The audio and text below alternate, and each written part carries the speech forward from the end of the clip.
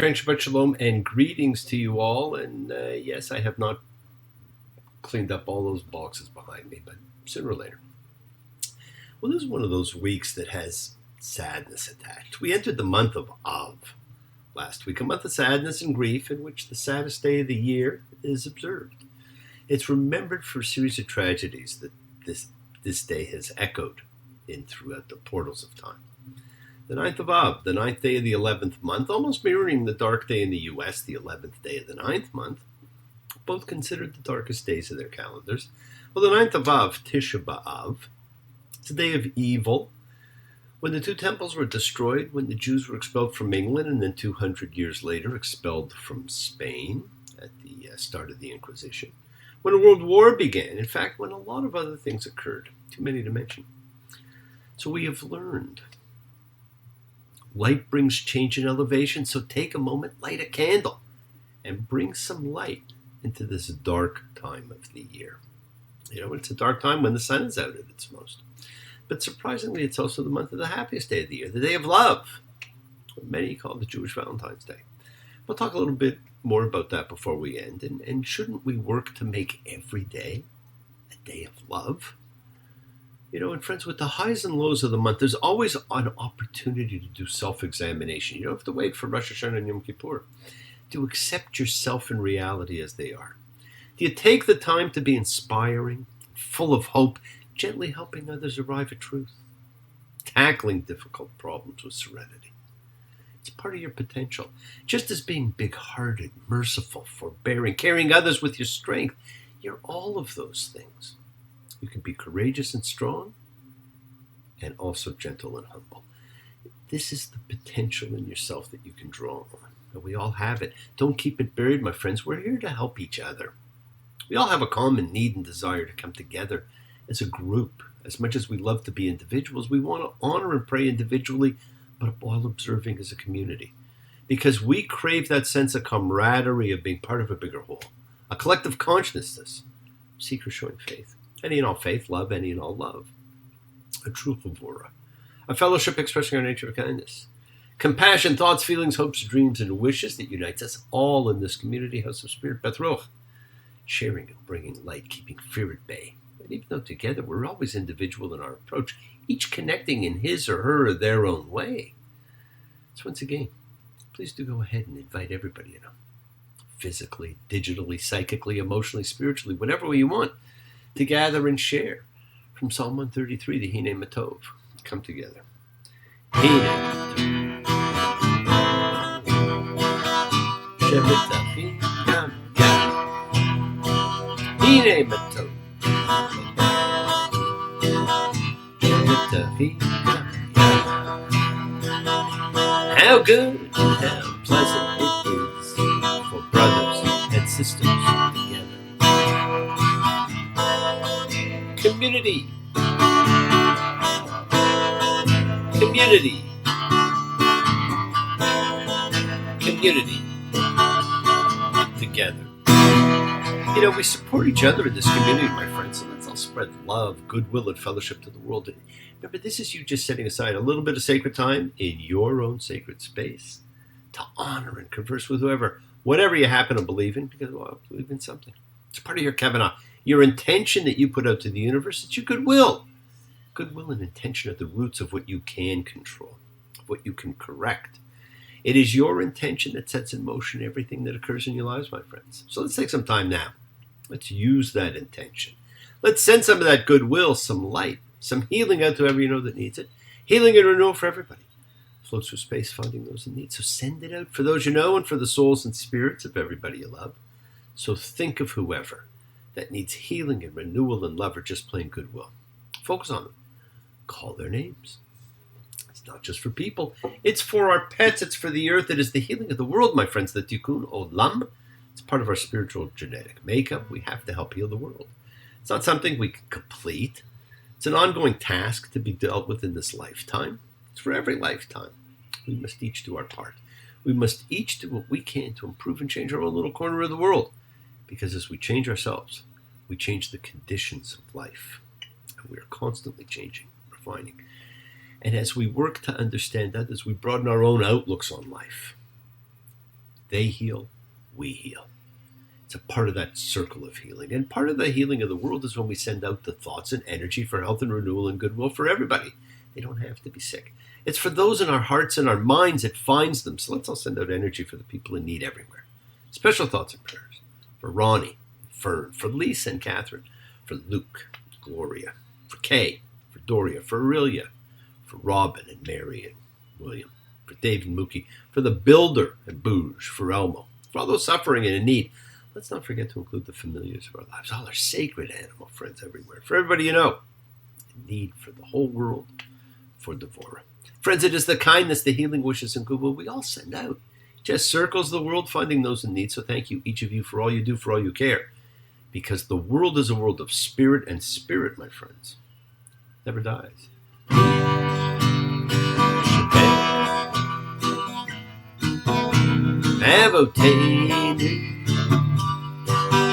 Makor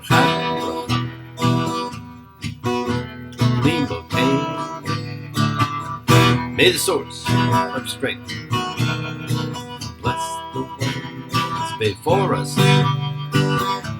Help us find the courage. Make our lives a blessing. The renewal of body. The renewal of spirit. Let us say, Amen. Mishabera. Let's all have our spirits renewed. Because this is the great prayer for healing, in which we call upon God to heal us as he before. Mishaberach, may he who blessed. Because all healing is a blessing. So let's all send and receive healing and renewal energy in our efforts to love, to share, to care, to grow. Well, this reading is the first of a new book, the last of the 5 books of Moses. It's a fascinating book. It doesn't really belong. It's got a very interesting history. Devarim, the words, also known as Deuteronomy. Now, Deuteronomy is a Greek word meaning second law, because it's a summary of much of what has already come. But it's more than a retelling of the law. It is Moses' farewell address. The man, a few words at the burning bush, has morphed into a man of the words of God. The journey's over. What people often do not realize is the journey itself is the unifying element. It functions both through time, by its chronology of events, and space, by the geographical placement of the events along the route of travel. To organize the episodes into a cohesive story, a connecting line of cause and effect, so they can be both read as individual stories and as a meaningful chain of events. The episodes of the journey described in the book of Numbers are much more clearly related to one another than those of the Epic of Gilgamesh or the Odyssey, which we see as a story told in chapter. This journey has shown us a ragtag band turned into a nation. We see method to finding your way through growth, rebellion, reconciliation, societal development, ethical law, spiritual practice, the things we each undergo on our own journeys through life. Is it any wonder? One of the most important prayers is the Tefillat Hadarach, the traveler's prayer. Yehi ratzon milfanecha Adonai Eloheinu v'Elohei Avotenu shtolachenu l'shalom. May it be your will, Lord our God, the God of our ancestors, that you lead us towards peace, guide our footsteps towards peace, make us reach our desired destination for life, gladness, and peace. May you rescue us from the hand of every foe and ambush, from robbers and wild beasts on the trip, and from all manner of punishments that assemble to come to earth. May you send blessing in our handiwork and grant us grace, kindness, and mercy in your eyes and in the eyes of all who see us. May you hear the sound of our humble requests, because you are God who hears prayer requests. Blessed are you, Lord, who hears prayer. May we all be led to peace. May we all reach our desired destination for life, the traveler's prayer. Now, the book of Deuteronomy pictures the last events of Israel's 40 years in the wilderness and the last events of Moses' life. It ends with Moses' death, which is the climax and culmination that the book of Numbers lacked. The people are at the end of a journey. They are located east of the Jordan River at the border of their promised land in the plains of Moab. They're about to enter a new land and a settled life, and their leader is about to die. He pleads with God, let him live to cross over into the land, but the Lord tells him not to talk to him about this. And Moses gives a magnificent farewell speech, during which there is a review of history, a criticism of the people's unworthiness, and then a lengthy list of laws, reviewing some old ones, adding many new ones, then a list of blessings and horrible curses, and then a beautiful conclusion, encouraging, inspiring. Then he ends with songs. Now the acts of God, of Moses, and of the people now themselves become part of the background, and the foreground belongs purely to Moses' words. Words are flowing out like endless rain into a paper cup. They slither while they pass, they slip away across the universe. Pools of soul, waves of joy adrift through my open mind, possessing and caressing. Now, more than any other human in the Bible, Moses grows and changes in the course of his life. And we see these changes occur. We don't see these changes with anybody else. Joseph's the closest. We can look back to Moses' first meeting with God at the burning bush. There he tries to escape from the assignment to go to speak to Pharaoh by saying, I'm not a man of words. But he has changed. Moses has moved from heavy mouth to eloquence. And there's a lesson there for all of us, my friends. One can grow and become stronger and better no matter what. Moses began his journey at 80 years old. In Deuteronomy 1:1, these are the words that Moses spoke to all the Israelites across the Jordan in the wilderness, 11 days from Horeb, by way of Mount Seir, and it was in the 40th year. Did you hear that? What a juxtaposition. How do we interpret this? The irony, the waste, the necessity, the experience, the growth, the suffering, the need for a new generation who had not known slavery, the inability of humans to outgrow a trauma of mammoth proportion to an entire nation. 11 days that took 40 years. And Moses reminds them of laws and of the great epiphany, but he does it in a very fascinating way. He says, and I said to you at that time, Ba'et Hachi. But none of these people were alive at that time. It was 40 years ago.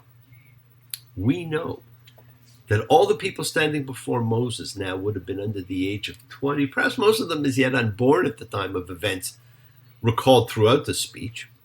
Yet Moses repeatedly speaks as though they were all direct participants in or observers of the episodes he mentions. It's a fascinating method of speech. As Moses speaks, the people is imagined as a continuous entity. Not with our fathers did the Lord seal this covenant, but with us, we that are here today, all of us alive.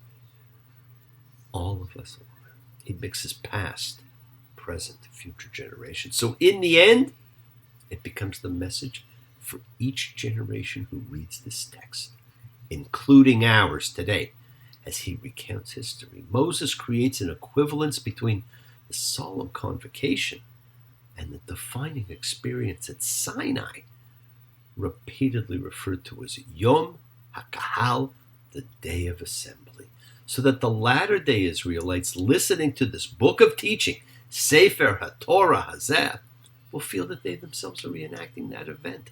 We reenacting that event. This, my friends, gave rise to the Midrashic notion that all future generations of Israel are already present as witnesses at Sinai, as the people are bewitched by the words of Moses. Now, in this last book of the Torah, Moses does more than give law. He gives history, law, great wisdom, and in places, especially near its end, beautiful, inspired, inspirational. Make no mistake, Deuteronomy is a book of words. Words, sounds, they were means of creation. We used them to create, and the means of the great epiphany. In the beginning was the Word, and that Word went from God to us. God loves man. Even though the Tanakh depicts God as becoming more and more hidden over the course of history, in the first books of the Bible, God appears to humans, is seen and heard at Sinai, makes his presence known throughout miracles, angels, and the column of cloud and fire throughout these 40 years. But the visible signs of divine action in history disappear from the story, one by one. And by the last books of the Tanakh, there are no angels, there are no miracles. The words the Lord appeared to and the Lord spoke to don't occur anymore. This book is designed around words, so that Latter-day Israelites listening to this book of teaching, Sefer HaTorah Hazeh, will feel that they themselves constantly were there. And we feel that still to this day. You say you will love me if I have to go. You'll be thinking of me. Somehow I will know. Someday, when I'm lonely, wishing you weren't so far away, then I will remember things we said today. You know what? We'll always remember those words of God spoken to each of us. We were each there. Sefer HaTorah Hazeh, the book of teaching. We read it over and over again. We reenact those events. Yes, my friends, the world is sacred. So is everything in it. Express your gratitude, light a candle, make a wish. Celebrate your life and the lives of those you love. Share your feeling with them. Live free, be free, honor your freedom, be well, be happy, be blessed. Share and honor the light, and all who live in the light and continue to shine. Continue to send everybody you know goodwill and love. Pray for peace and freedom for everyone. An end to terror and hatred. Remember, friends, we are a community. We learn together, we celebrate each other, we love each other, we share this ride together, men and women equally. So let's all send out love, not fear, send out peace, harmony, goodwill, and healing to all who need it. Please do. Learn to forgive and learn to love. Open your hearts. Honor the relationships of your life to those you love, that you love them. Take advantage of the time you have. Enjoy the journey. Right? Keep in mind that traveler's prayer. Because we take the twists and turns and the patterns that weave through the fabric of our lives in order to grow, to learn to be to love. So please do love. God bless you all. Have a fantastic week. Week of love and light, a week of peace, a week of miracles. Examine your intentions. Use them to imprint your will on the universe, because we all set in motion what happens in our lives. It's our intention, our kavana, our cause, our effect. It's all linked. As I've said, you always have time to forgive and to be forgiven. You have the knowledge of what's good and bad. You got it at Eden, so acknowledge what you've done wrong to yourself, to God, and to any person you've wronged. Ask forgiveness. Do so with sincerity, accountability, vulnerability. Forgive those who've hurt you as you learn to be forgiving and compassionate, because the secret of forgiveness, compassion, and peace is in acceptance. Can you accept yourself, other people in the world as they are? Can you accept life as it is without trying to control it? If you do, you can experience the peace that acceptance brings. So never stop your journey, my friends. Keep going towards your promised land. It is your home. Keep on dreaming, keep on being, keep sharing, keep shining, keep teaching. Keep spreading joy and goodwill. Do not follow fear, follow love. It's always in front of you. And remember to faith and unwavering adherence to principle. Just as I have faith in the principle of love and of all of you, act with purity of heart and mind, despise none, defraud none, hate none, cherish all. Honor every child of God, every creature of the earth. May all people know peace this year. May you nurture kindness and love everywhere. And work to be present in the body, my friends. Expand the heart, quiet the mind, because the deepest source of real power lies in your consciousness, in your ability to be mindful, to be aware, to be present in all of life's circumstances. So make the most of your time in this life. Continue to touch and transform the lives around you. You're never alone. You're forever blessed and have the ability to bring blessings to everybody you meet. Health, love, renewal. Everybody you come across. We're all energy. Energy cannot be destroyed. It can only be transformed. Friends, your words are your power to transform, to love, to bless. So be generous with them. Embrace love, not fear, forgiveness, not anger. We're all part of a greater whole. Be there for someone, because someone will always be there for you, whether you know it or not. Continue to explore faith and belief in what they mean to you. And never accept shame as a natural state, because whatever you feel, others have felt. Whatever you've experienced, others have too. We share together, we learn together, we help each other, because we're each of us trying to find love and acceptance and support in life. And we all have or could have that special someone in our lives, so find them. Tell them what they mean. Tell them that you love them. Remember, you're never alone on your journey to your promised land. Forgive those you need to forgive and ask forgiveness from those you need to ask forgiveness of. And remember, think before you speak. Your words will empower and free you. They'll also imprison you. So be careful. And listen to the voice of God as he, she, it talks to you now, and talked to you long ago on the mountain. And remember, next week will be the festival of love. And love, my friends, is the greatest power of all. Will you hold me so close that my wings grow? But my soul is flying above the grave. I'm trying to speak, but no matter what I do, you just can't see, make it say. And you took the words right out of my mouth. Must have been while you were kissing me. Took the words right out of my mouth. And I swear it's true. I'm just about to say that I love you. Friends, say I love you. It's the power of love. Celebrate it next week. Now, thank you for joining me. Have a great week. Please keep exercising forgiveness. Be thankful, be gracious, be kind, be loving. Believe in yourself and in love. Continue to spread a little goodwill to the world. Never forget, you are the miracle in someone else's life. Shabbat shalom and blessings to you all. Take care.